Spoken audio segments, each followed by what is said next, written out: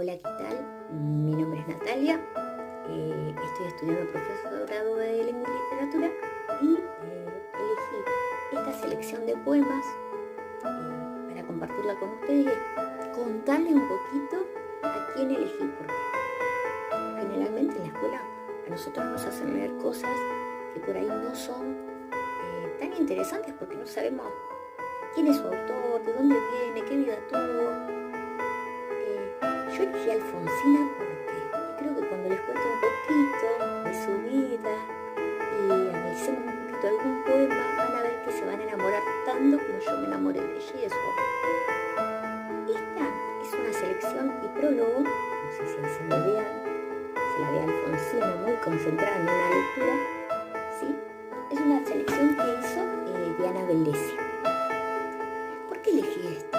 Y es una de mis favoritas. Yo creo que ustedes también en algún momento de su vida, cuando se sientan o tristes o angustiados o desengañados por algún amor, van a recurrir a buscar alguno de estos poemas que son una selección impresionante de lo que fue Alfonsina. En estos poemas nosotros podemos ver qué pensaba ella, cómo relata su vida a través de la lírica. Hay autores que escriben cartas, hay otros que narran su biografía. Acá tenemos una mezcla de todo, pero en esta podemos decir una autobiografía de Alfonsina, pero desde la poesía. Con una Alfonsina que primeramente tenemos que saber un poquito de ella para entender sus poemas y lo que nos quería decir. Alfonsina, en realidad, nace en Suiza, ¿no es cierto? Sus papás eran suizos. Alfonsina recibe ese nombre porque su papá se llamaba Alfonso Storni. De una familia muy humilde, muy trabajadora, que se viene hacia América en un grupo, esos contingentes de inmigrantes que venían como consecuencia de las guerras, de la crisis económica en el mundo. Vienen sus papás, se instalan en Argentina con la idea de poder superarse en la vida desde lo económico, ¿no es cierto? Desde la pobreza y la humildad que los caracteriza. Alfonsina cuando tiene 4 años de edad. Un papá muy enfermo, muy violento, en una sociedad donde al hombre no se le podía hacer nada, ¿no es cierto? Ella, ante estos problemas que tenía familiares y personales, tiene que arrancar a trabajar desde muy chiquita. Alfonsina amaba estudiar. Para ella era muy importante el estudio y tuvo que dejarlo a muy corta edad porque había que mantener su casa, con un papá enfermo que ya no trabajaba. Tuvo que salir a acompañar a su mamá a buscar un trabajo y desde muy chiquita arrancar con esto de las responsabilidades. Cuando ella puede, vuelve a retomar el estudio, pero en ese interín su papá fallece, Alfonso, con todas estas crisis neuróticas que tenía, con una mamá muy sufrida, con una figura de mujer ya como muy sometida socialmente. Parece, por lo que uno lee y percibe, que ella, al ver esta figura y los sufrimientos de su madre, es como que empezó a rebelarse contra eso y ver que la figura de la mujer no solamente se limitaba a eso, a hacerle funcional al hombre, como fue su madre hasta que murió su padre. Alfonsina comienza a estudiar y se enamora de un imposible. Y ahí, cuando yo comento un poquito esto, más de una va a decir, uy, sí, conozco, he visto, sé. Alfonsina se enamora de un hombre 25 años mayor que ella, ya con una familia constituida, o sea, un hombre casado. Terrible en esa época, imagínense ustedes, no estaba la Inquisición porque calculo que la hubieran matado. Alfonsina se enamora perdidamente de este hombre, del cual tiene un hijo, Alejandro, su único hijo. Obviamente este hombre nunca se hizo responsable de él y la abandona. Ella continúa con su embarazo, nace su hijo, empieza a trabajar en una fábrica de gorras, ¿sí? Y mientras iba escribiendo sus poemas, y en esos poemas seguía relatando todo lo que ella sentía y lo que le pasaba. Escribió sobre el amor, sobre la traición, sobre la decepción. vemos reflejada en su obra cada una de las etapas que les estoy contando y que después les voy a nombrar algunos poemas como para que vean qué fuerte que es entenderlo desde su propia vida. Cría este hijo, ella logra recibirse de maestra, como una mujer ya por demás de rebelde a esa época, ¿no es cierto? Porque ella pregonaba esto de que la mujer también tenía derechos, la mujer no era un objeto, la mujer podía sentir y podía pensar, sobre todo pensar, porque el hombre consideraba a la mujer como un objeto, un ser que no podía opinar, no podía pensar, y fue una de las que pregonó a favor del derecho por el voto femenino. Ante estas posturas que lleva teniendo, habían grupos de escritores y pensadores, podemos decir así, de diversos movimientos que la creían como fuera de lugar, como la ninguneaban, ¿no es cierto? Como que ella, ¿qué podía hacer Alfonsina Storni, una mujer? Alfonsina siguió, y en ese transcurso que ella seguía trabajando para mantener a su hijo, tenía un estrés catatónico, porque trabajaba muchísimas horas, escribía en las horas que podía.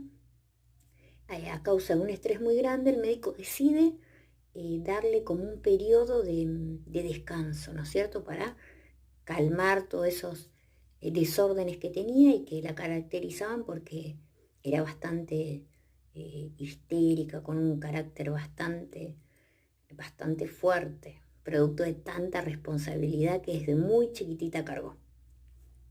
Así que ella la mandan a Mar del Plata, ella decide ir a Mar del Plata, y es donde empieza a hacer esos tratamientos cuando ella empieza a sentirse mal de salud, cuando ella se estresa, conoce Mar del Plata, vuelve, empieza así con sus trabajos, viaja a Europa nuevamente, se junta con grupos de literarios muy importantes que ella admiraba mucho, vuelve con ideas nuevas, continúa con esto de la escritura y podemos decir que hay una denuncia social en sus poemas.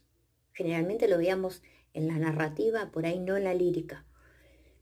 Continúa con esto y con esa defensa incondicional con los derechos y el rol de la mujer. Es admirable que en ese momento una mujer tenga el coraje de afrontar un montón de estigmas sociales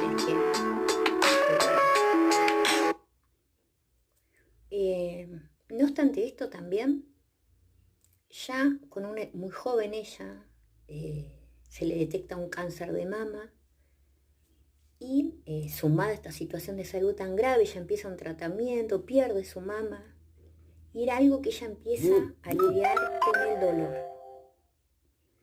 Este dolor que la va como consumiendo internamente, la angustia, la tristeza, y empieza a rondar la idea de la muerte. Una muerte que para ella fue como casi diríamos premeditada. Podemos decir que era una crónica de una muerte anunciada, porque su mejor amigo Horacio Quiroga, quien la había adoptado así como parte de su familia, con su hija eran dos almas gemelas, o sea, tenían una amistad incondicional, se suicida unos meses antes de la muerte de ella. Ella, luego del tratamiento, y ante toda esta situación ya de extremo dolor, un día en una crisis de muchísimo dolor, llama a su secretaria para escribir una última carta a su hijo Alejandro y decide ir y arrojarse al mar.